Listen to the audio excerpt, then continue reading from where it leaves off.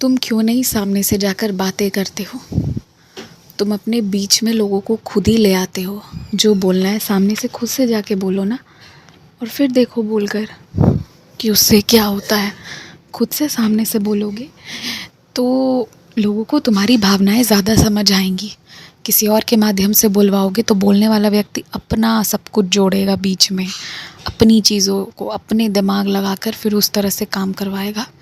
बस दिक्कत वहीं से होने लगती है। तो ध्यान दो इस चीज़ का। कहीं भी तुम जा रहे हो, कहीं भी, तो मैं तुम्हारे साथ हूँ।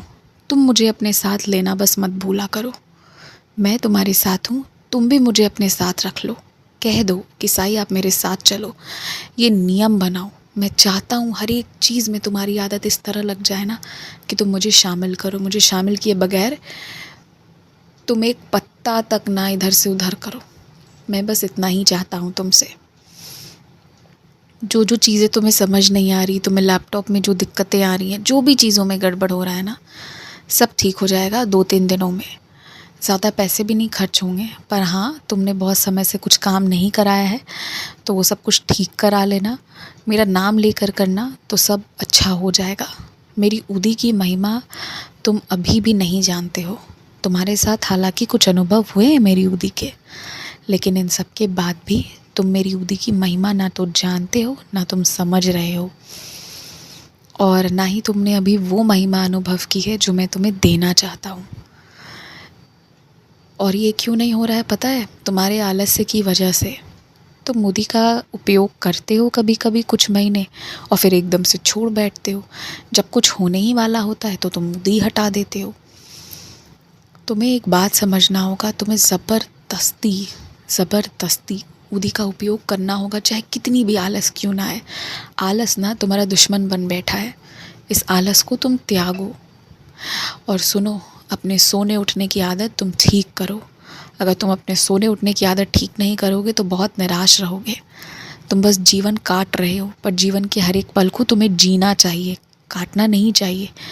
वरना भविष्य में बहुत अफसोस होगा कि तुमने ऐसा क्यों किया। काटने के लिए थोड़े जीवन बनाए।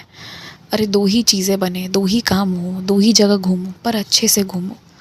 और आज मैं फिर कहता हूँ, एक बात समझ लो, जहाँ भी घूमने जाओगे ना, वहाँ की सारी जगह घूमो या ना घूमो, इससे कोई फ़र्क नहीं पड़ता, परंतु सारे समय एक दूसरे के साथ रहो।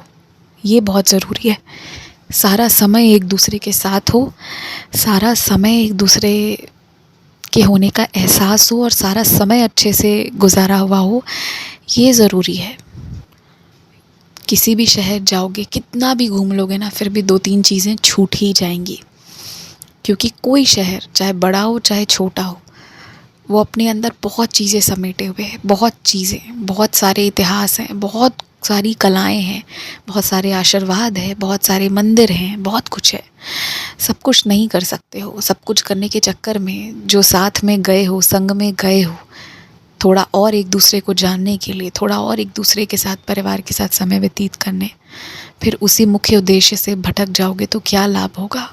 कोई लाभ नहीं होगा। तो हड़बड़ा कर मत घूमो। हर एक जगह सबके होने का एक दूसरे को एहसास हो, ये होना चाहिए। मुझे अमरूद बहुत पसंद है, तुम मेरे लिए अमरूद लेकर आना, और मुझे थोड़ी सी नमक लगाकर उसका भोग लगाना।